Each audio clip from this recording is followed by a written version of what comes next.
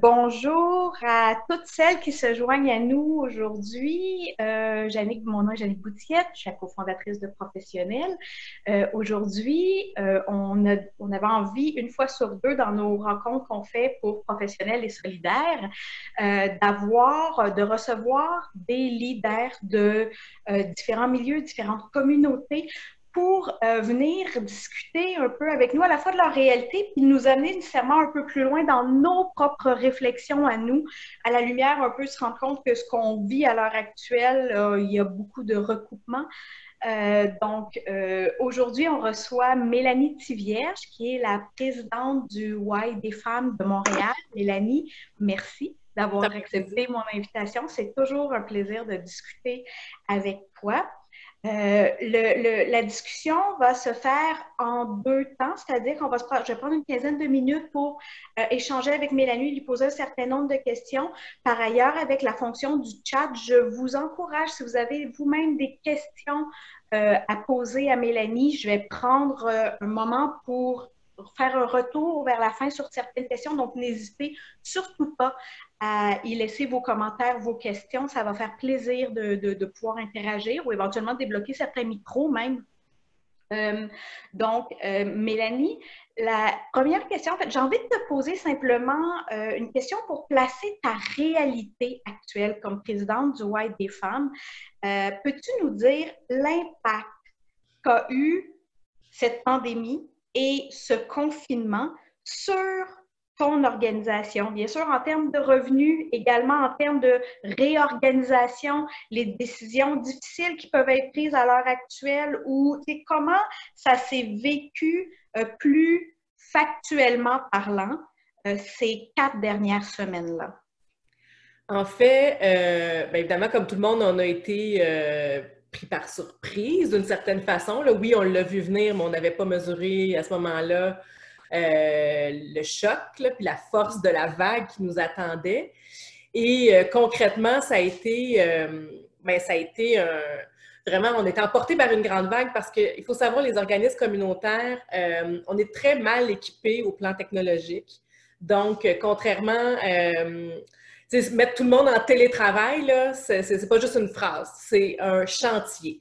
Donc, contrairement peut-être à des grandes banques ou à différentes organisations dont on a entendu beaucoup parler, les gens découvrent les joies du télétravail et tout ça. Là, pour nous, ça n'a pas été du tout les joies de quoi que ce soit. On est environ 90 employés. Notre serveur pouvait tolérer environ 15 accès à distance. Donc, concrètement, là, ça a été comme un sacré casse-tête de qui en a le plus besoin. Et en parallèle, on a aussi une grande partie de nos activités, là, de notre programmation, des services qu'on rend à la population qui ne se donnent pas à distance. On ne peut pas faire de l'hébergement sécuritaire et offrir du soutien psychosocial à distance, ou en tout cas, c'est très limité ce qui est possible de faire. Donc oui, avec un certain nombre de femmes, il y a des choses qui sont possibles, mais il y en a d'autres où il faut convaincre donc des employés d'aller travailler sur place avec les craintes. Revenons là où on était dans notre tête il y a 2-3 semaines, là, quand chaque jour, il y avait des nouvelles mesures de confinement qui étaient annoncées par le gouvernement. Puis là, toi, tu dois dire à tes troupes, il faut aller travailler quand même, il faut vous déplacer. Donc, il y avait ces espèces de deux réalités parallèles à concilier. Et il y avait aussi toutes les activités qui, elles, ne se déploient pas à distance du tout. Donc, d'accepter qu'il y a des gens qui ne vont juste pas travailler parce qu'on donne, entre autres, des activités de formation pour les femmes. Donc, c'est des groupes, c'est des cohortes, sont 15, 20, 25 dans des petites salles. Donc, tout ça a été suspendu du jour au lendemain. Donc, le White des femmes, c'est un grand carrefour avec plusieurs activités différentes. Donc, il a fallu, dans un temps très, très record, là, un temps de réaction très rapide, prendre une multitude de petites décisions, mais qui avaient des impacts énormes avec très peu de temps pour y réfléchir, puis mesurer, là, puis gérer un peu les émotions des gens à qui on demande de faire des choses là, dans la catastrophe. Et en parallèle, on en a parlé un petit peu ensemble, Jannick, puis je l'ai annoncé, on l'a annoncé publiquement il y a quelques jours maintenant, une semaine, c'est que nous, notre source de revenus autonome, donc ce qui nous permet d'avoir une certaine agilité au-delà des subventions que le gouvernement nous donne pour réaliser une tâche spécifique, c'est l'exploitation d'un hôtel en plein centre-ville à Montréal. Donc, évidemment, du jour au lendemain, on n'a que géré des annulations jusqu'à ce que l'hôtel ferme. Donc, on a perdu notre source de revenus. Et avec ça, évidemment, on a dû prendre des décisions difficiles et mettre à pied temporairement un certain nombre d'employés, le temps de voir un petit peu plus clair là, sur l'état des finances et des liquidités. Donc, tout ça, c'était la première semaine. Oui. Donc, déjà, le tourbillon est énorme à ce moment-là. On parle vraiment d'une espèce de tremblement de terre, finalement. Oui. J'ai envie de te demander quelles émotions t'habitent actuellement. 4 semaines se sont écoulées. En même temps, on est encore dans tout ça. On essaie de trouver un semblant d'une certaine routine ou enfin de remettre des choses en marche et tout ça. Quelles émotions, toi, tourbillonnent autour de toi face à la multitude de décisions à prendre actuellement? Comment ça se vit? Bien, en fait, les émotions, tu me poses la question là, tu me l'aurais posée ce midi, tu me la reposerais ce soir, puis demain matin, ma réponse serait différente. Fait que je pense que j'essaie de juste accepter que les émotions sont comme pas les mêmes d'une heure à l'autre, d'une demi-journée à l'autre. Beaucoup de frustration parce qu'il y avait beaucoup de beaux projets, puis on était sur le point d'aboutir à un certain nombre d'affaires. Fait qu'il y a de la frustration, beaucoup. Il y a plein de choses qui étaient le fun, puis qui là sont complètement paralysées, puis c'est pas vrai que ça va revenir. On le sait juste pas dans quel état ça va revenir. Mélangé avec une forme de crainte par rapport à la suite des choses. Tu sais, ce à quoi on est confronté, c'est immense, à la fois en tant qu'individu, mais en tant que société, puis pour toutes les organisations. Donc, je sais pas. Tu sais, c'est comme les émotions se bousculent.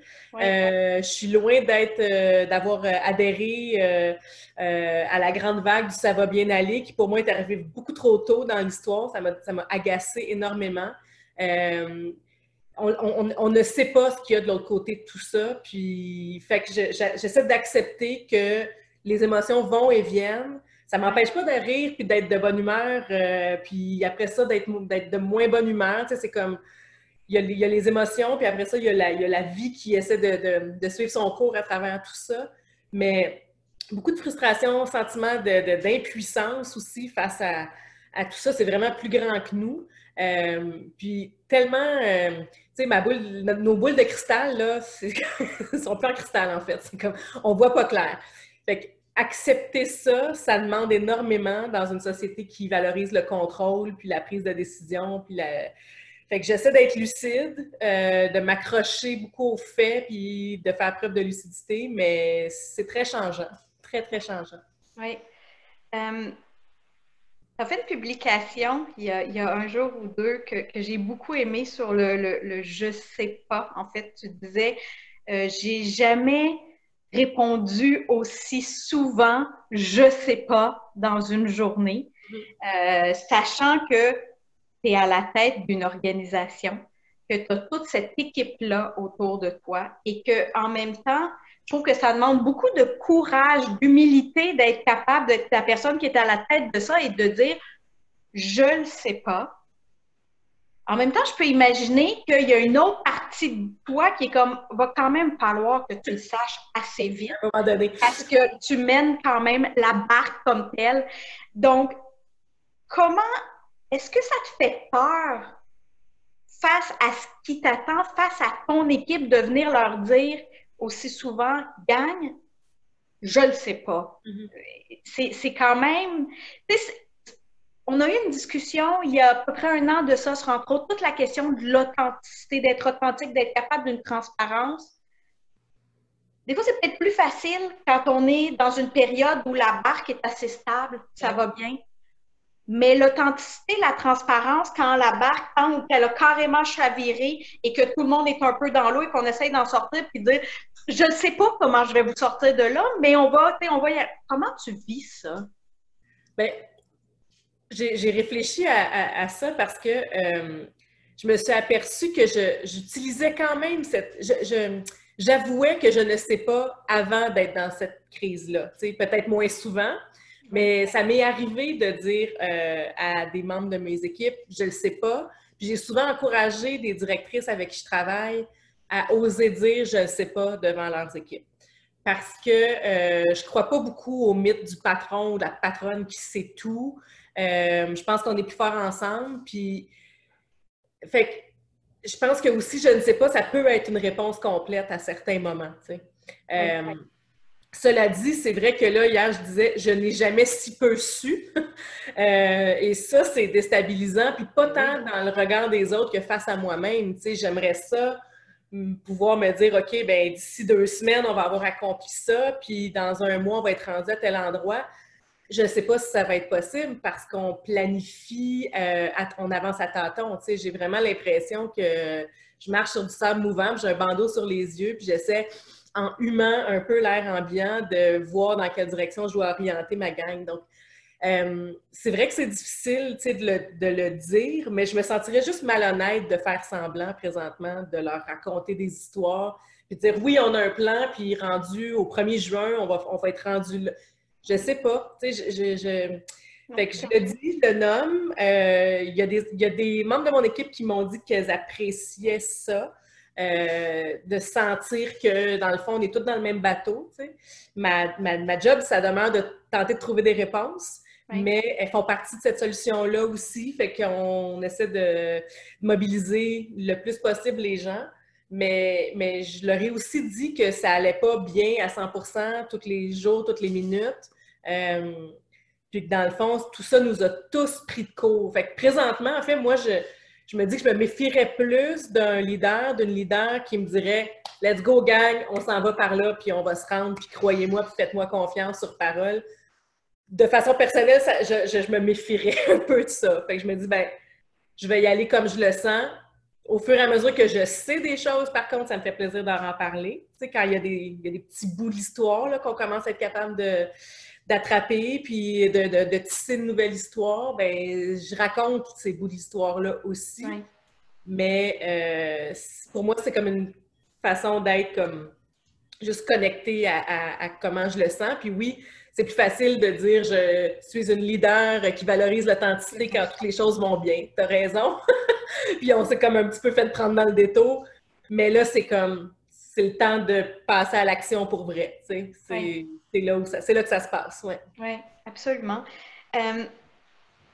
Justement, au-delà de ça, ça reste que il faut que les choses avancent pour toi. Il faut vraiment prendre ces décisions-là. Essayer d'aller chercher une clarté dans ce brouillard ambiant dans lequel on vit à l'heure actuelle, où on voit peut-être des petits moments d'éclaircie dans une journée, on dit « ça y est, je vois clair sur quelque chose », mais des fois, le brouillard revient aussi rapidement.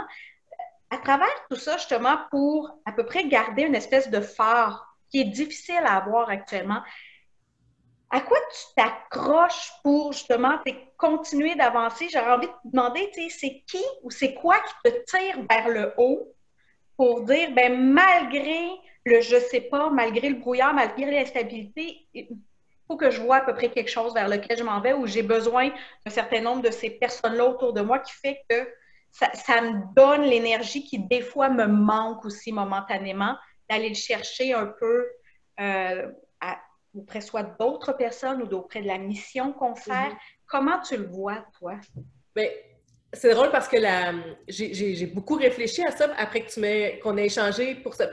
Puis, il y a quelque chose d'autre qui m'est venu par après. C'est comme quelque chose qui n'est pas vraiment à la mode ou valorisé ou mis de l'avant, mais il y a comme un sens du devoir, tu sais. C'est rare qu'on met ça de l'avant, là. C'est comme pas très 2020, on dirait, comme... mais il y a comme un sens du devoir, tu sais. C'est comme, il y a des gens qui comptent sur moi. L'espèce de « fais ce que doit », là. Je m'accroche à ça. C'est pas facile ou nécessairement plaisant. C'est pour ça que j'étais contente que notre discussion n'ait pas lieu hier après-midi, parce que hier après-midi, j'étais dans un état où je me disais « j'ai pas signé pour ça ». Tu sais, je trouve ça vraiment, vraiment rushant.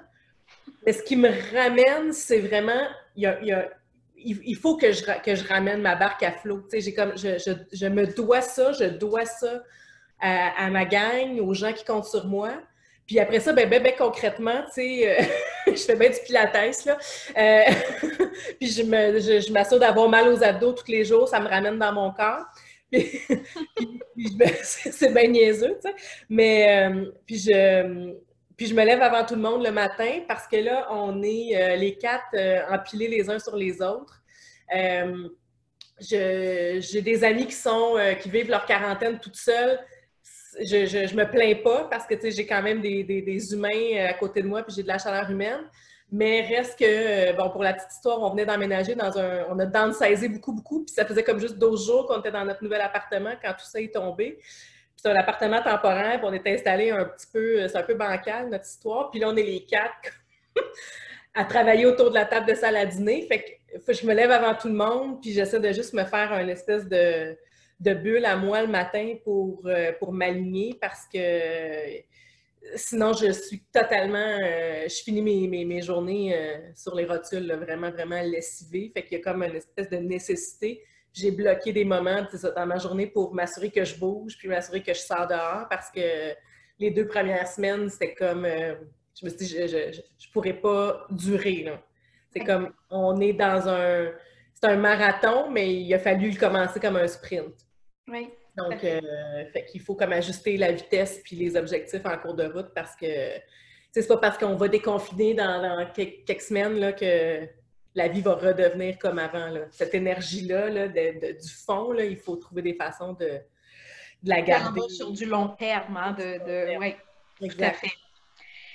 Tu as été quelqu'un qui a beaucoup parlé du danger tu avais même ton mot à toi, de la perfectionnite. Donc, ces gens notre tendance qu'on peut avoir à certains moments à tomber dans du perfectionnisme, justement. Il peut y avoir même des réflexes, je pense, souvent qui peuvent revenir de ça quand on arrive dans des périodes comme ça très anxiogènes où il y a beaucoup à livrer en peu de temps, beaucoup de pression sur certaines personnes, de se dire justement, je suis capable, je vais livrer, ça va être impeccable, ça va être parfait, ils vont voir tout ce que j'ai en moi. Essayer d'aller comme chercher cette espèce d'énergie de je sais où je m'en vais, je vais mener mes troupes, etc. Et il y a tout le temps un danger avec ça, c'est aussi d'avoir une espèce de retour de vague qui peut aussi frapper fort dans certains cas. Sur quoi, toi, tu as jugé essentiel de lâcher prise par rapport à cette situation-là qu'on vit actuellement, de dire ça va juste être contre-productif de vouloir contrôler soit à tout prix sur ça ou de garder mon idée bien claire sur telle chose. Je pense que plus que jamais maintenant, c'est comme s'il faut être capable d'une adaptation constante, jour en jour. Des fois, c'est heure en heure, carrément. Sur quoi il a fallu que tu fasses comme je ne mettrai pas autant d'énergie là-dessus?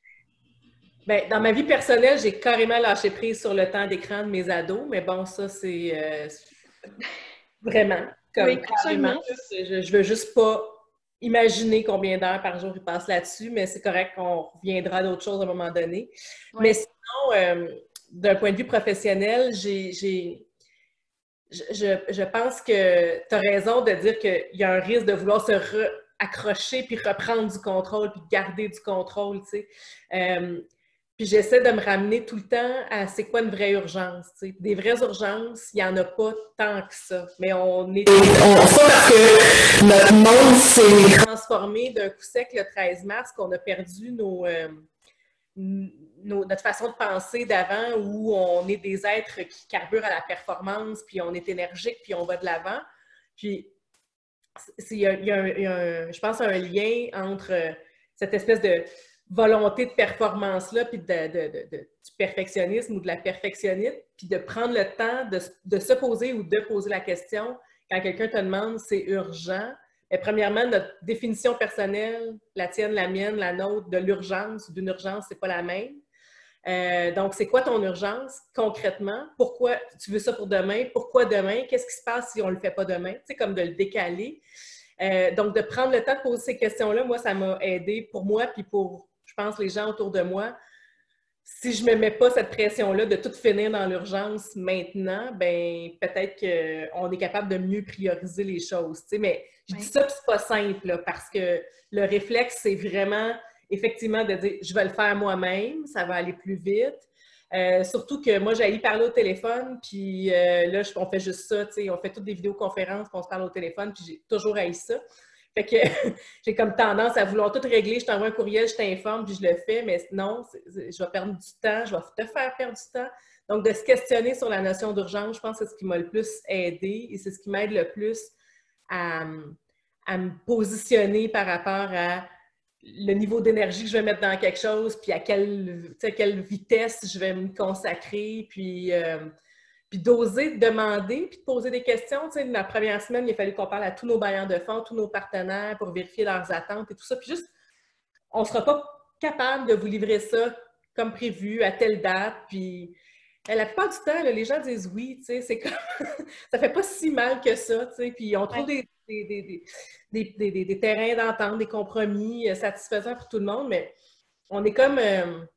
on s'auto-inflige beaucoup de pression par rapport à des dates ou à un faux sentiment d'urgence. J'ai essayé de le déconstruire un peu, le faux sentiment d'urgence, mais comme je dis, c'est ça. Ça va par vague, ça aussi. Absolument. S'il y en a éventuellement qui ont des questions, n'hésitez surtout pas à les écrire ou éventuellement, je pense qu'il y a un petit endroit où on peut indiquer comme quoi on veut éventuellement poser une question, même en live. Allez-y, on vous donnera la parole. Mélanie, j'avais envie de t'entendre sur, tu sais, dans la première semaine particulièrement où on a été en confinement, mais même par la suite, il y a eu une grosse approche de comment redevenir productif rapidement. C'était vraiment, je pense, dans cette espèce d'énergie du désespoir de dire comment on est capable de se retourner très rapidement, puis d'être à nos bureaux, puis de faire nos mêmes heures de travail, le même degré. Cette espèce de pression-là qu'il y a eu de dire comment être productif en télétravail, en étant, comme tu le disais dans ton cas, à moitié installé comme il faut, pour certaines personnes en ayant des jeunes enfants autour d'eux, dans certains cas même de très jeunes enfants d'1 an, 1 an et demi, et on est supposé être dans cette productivité-là. Comment toi, comme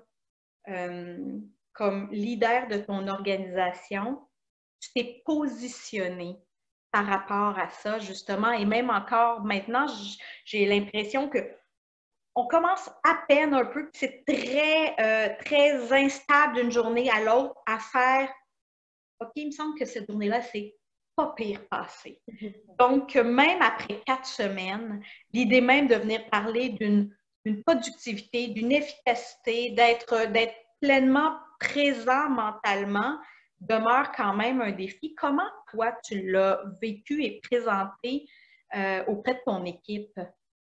Bien, en fait, la première semaine, ce qui était particulier, si je reviens à ce que je disais au début de la discussion, c'est que j'avais des gens qui se retrouvaient chez eux sans être outillés puis équipés pour travailler, puis j'en avais d'autres que je devais envoyer au front. Fait que c'est sûr que le discours, il faut le moduler, il n'est pas exactement le même parce que la réalité de ces deux groupes de personnes-là est très différente. Mais ça a tout de suite amené, pour les personnes qui étaient à la maison, ce qui est quand même la majorité là, des équipes, un message de « on le sait que cette semaine, là, on va vous payer votre semaine de travail puis que vous n'allez pas être productive. » C'est comme, il a fallu le nommer rapidement. On va vous donner votre paye là, de la semaine, mais on le sait, c'est pas réaliste, on n'aura pas d'attente par rapport à ça. Fait que ça a permis d'ouvrir la conversation rapidement, puis de placer un peu les attentes pour la suite des choses. Puis, on a communiqué, dans les 2 premières semaines, on a communiqué chaque jour, on a envoyé un courriel à l'ensemble du personnel en fin de journée pour partager des nouvelles puis les informer un peu de l'avancement puis des décisions qui se prenaient. Puis on s'est assuré d'avoir dans le ton des messages, puis je dis « on » parce que j'ai travaillé ça avec ma collègue DRH qui est formidable. On s'est assuré d'avoir dans le ton des messages le plus d'humanité qu'on pouvait, c'est-à-dire de ne pas seulement donner des nouvelles de l'organisation puis des décisions qui avaient été prises, mais de dire qu'on trouvait ça difficile, de dire qu'on a demandé à tout le monde de nous envoyer des photos de celles qu'ils voulaient, de leur installation de télétravail, puis on a agrémenté nos messages de ça, puis on voyait qu'on était tous un peu dans le même bateau. Il y en a qui ont demandé à réduire leurs heures parce qu'elles avaient des jeunes enfants, puis on les a encouragées, si elles voulaient, à le dire que c'était à cause de ça, à cause, je mets des guillemets, mais pour cette raison-là, pour rendre tout ça le plus normal ou banal possible, en fait. C'est juste comme ça fait partie de la vie. Puis en même temps, je pense qu'il ne faut pas se jeter la pierre d'avoir voulu redevenir productive rapidement, tu sais. On carbure à ça, c'est notre mode de fonctionnement, c'est le mien, puis c'est celui de plein de gens, plein de femmes, plein d'hommes. Fait qu'on ne se déprogramme pas du jour au lendemain. Puis non plus, en tout cas, moi, je suis un peu, pas sceptique ou méfiante là, par rapport à on prend enfin le temps de vivre. Là. Premièrement, moi, je n'ai pas pris le temps de vivre, mais pas du tout. Puis il y a plein de choses que j'aimais faire que je ne peux plus faire. Fait que, j'ai l'impression qu'on m'a quand même volé des morceaux là, de plaisir dans ma vie. Puis c'est le cas pour plein de gens.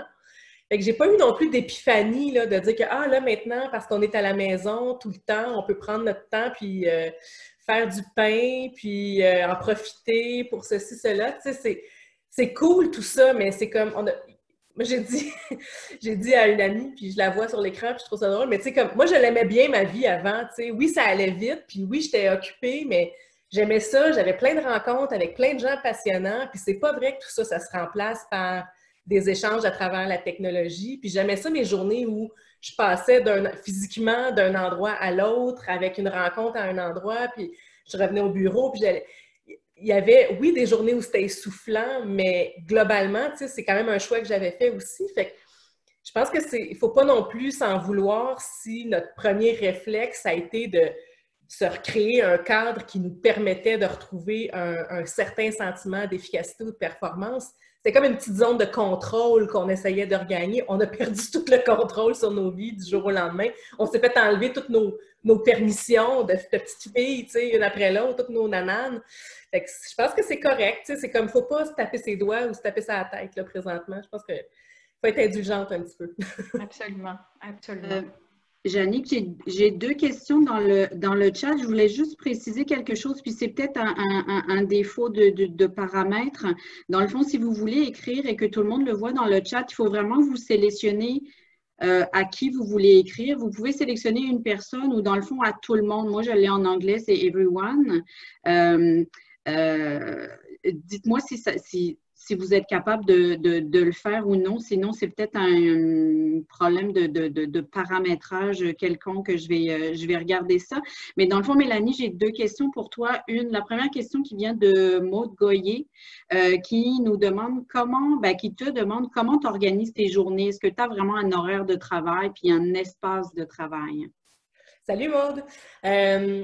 Non, en fait, les 2 premières semaines, je n'avais rien de ça, ni espace, ni routine, ni cadre, ni rien. Là. Ça a été vraiment l'énergie de l'urgence qui m'a habité. Mais après 2 semaines, j'avais barré dans le coup, puis je me suis dit que ça allait comme pas être une bonne idée de continuer comme ça. Donc là, j'ai établi quand même un certain cadre. Donc, c'est ça, je me lève à peu près une bonne heure avant tout le monde pour avoir le temps de boire mon café, de lire tranquille, de juste comme prendre un moment puis me faire une tête. Puis j'ai bloqué 1h30 sur l'heure du lunch pour m'entraîner. Puis je m'assure de ne pas avoir de réunion bookée pendant cette période-là. Ça me permet de juste couper ma journée. Puis parce que je me suis rendu compte que sinon, je pouvais juste commencer à 8h puis finir à 7h. Puis ça allait juste se remplir. Donc, je l'ai bloqué. Mais j'ai pas d'espace. Fait que ça, c'est l'autre gros défi. C'est que, c'est ça, comme on est dans un appartement temporaire, j'ai pas de bureau, fait que ça se passe dans la salle à dîner, donc vraiment au milieu de tout le monde. Ce qui est comme pas évident parce que il y a souvent mes enfants qui passent dans les zooms, là, je les ai mis dehors, mais ils passent derrière. On a entendu le chat miauler 1000 fois pendant des rencontres avec le conseil d'administration, des choses comme ça, mais c'est la vie. Là, j'essaie de changer de place dans l'appartement, mais tu sais, c'est vraiment très, très limité. Donc, au niveau de l'aménagement de l'espace, ça pourrait vraiment être mieux, mais c'est comme ça. J'ai pas d'autre option. Je peux pas aller nulle part. Je pourrais pas aller travailler dans un beau petit café. Ça se peut pas. Fait que, puis c'est ça. Sinon, j'aimerais ça, mais c'est pas possible. Fait que c'est à peu près ce que j'ai trouvé comme cadre. C'est comme de commencer à peu près à la même heure, d'avoir un peu de temps pour moi le matin, puis de m'arrêter vraiment à moins de catastrophe sur l'heure du lunch, une vraie pause où je ferme tout, puis tout le monde est au courant que je ferme. Donc, il n'y aura pas d'attente par rapport à que je réagisse pendant cette période-là. Ce qui me redonne du gaz après là, pour finir, prolonger mon après-midi puis repartir comme une deuxième journée en fait. J'ai une deuxième question ici aussi de Maud Salomon qui te demande, est-ce que vous travaillez déjà activement sur un plan pour le après? Qu'est-ce qui va changer dans votre façon de travailler ensemble? Salut Maude! En fait, on a commencé aujourd'hui à parler de déconfinement. On se fait un plan de match. On travaille là-dessus en début de semaine prochaine parce qu'on ne pourra pas faire réintégrer tout le monde d'un coup. Il y aura différentes mesures à mettre en place. Donc, ça, c'est compliqué, là. Je veux dire, je connais rien là-dedans. Connaissez-vous quelque chose là-dedans, vous autres? On ne sait pas. C'est quoi les bonnes mesures, les bonnes pratiques?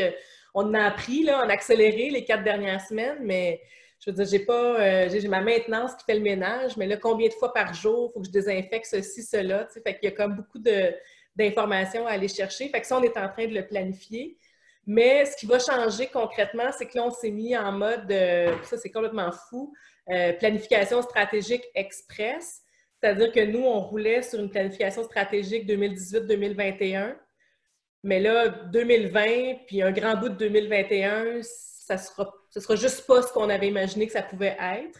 Donc, pour ne pas se retrouver à avancer encore plus dans le brouillard, dans le fond, que ce qui est déjà devant nous, bien, on s'est donné 3 semaines pour développer un plan stratégique express qui va s'appliquer sur, grosso modo, les 18 prochains mois. Mais tu sais, ça aussi, c'est fou, là, parce que qui sait où on va être rendu au mois d'août, puis au mois de décembre, puis en mars prochain.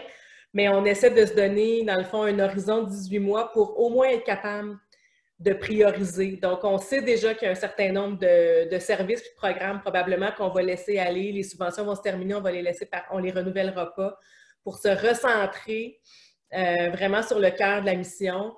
On est en train de faire une veille pour voir les besoins émergents aussi. Les femmes sont les premières victimes de cette crise-là. C'est celles les pertes d'emploi les plus nombreuses, c'est chez les femmes. Donc, on peut s'attendre à beaucoup de précarité économique au cours des prochaines années. Donc, on est tout en train de faire une veille aussi puis de voir qu'est-ce que ça va, quels vont être les besoins émergents ou en tout cas ceux qui vont être les plus criants. Puis de quelle façon on peut s'assurer qu'on s'aligne là, puis qu'on priorise pour pouvoir répondre à ça. Donc, on va peut-être laisser tomber des choses pour se recentrer. Fait que ça veut dire qu'on risque de diminuer un peu la taille de notre organisation, le nombre de personnes, d'employés, le nombre de programmes qu'on va rouler pour mieux faire un certain nombre de choses puis se redonner un élan pour la suite après. Mais merci énormément, Mélanie, d'avoir accepté notre invitation. Ça a été un plaisir de t'entendre. Je pense qu'on se rend compte à quel point on en est conscient, puis en même temps, d'avoir la possibilité d'entendre des gens dans leur réalité avec les défis qu'ils vivent, nous permet souvent de se rendre compte que oui, on est tous ensemble là-dedans, même chacun dans nos maisons, même confinés, puis avec les mêmes questionnements, les mêmes défis, les mêmes difficultés. Et que oui, on va finir par pouvoir se retrouver aussi à un certain moment, même si on ne sait pas c'est quand. Merci beaucoup. Je te souhaite vraiment la meilleure des chances avec ton équipe pour ce qui s'en vient. Je pense que ça va être des immenses défis, mais je suis aussi convaincue qu'ils ont une femme de talent, de qualité à sa tête et que vous êtes une équipe qui est entre bonnes mains en travaillant avec toi. Donc, je te souhaite vraiment la meilleure des chances et je vous invite à nous suivre. On aura d'autres invités dès la semaine prochaine, des coachs professionnels, également d'autres mentors invités pour venir un peu échanger sur cette réalité qu'on vit actuellement et pouvoir être dans cette entraide-là d'aller chercher des informations de femmes leaders qui peuvent nous éclairer simplement par leur façon de vivre certaines choses. Donc, je vous souhaite une belle fin de journée. Merci beaucoup, Mélanie. Merci. Vraiment. À bientôt.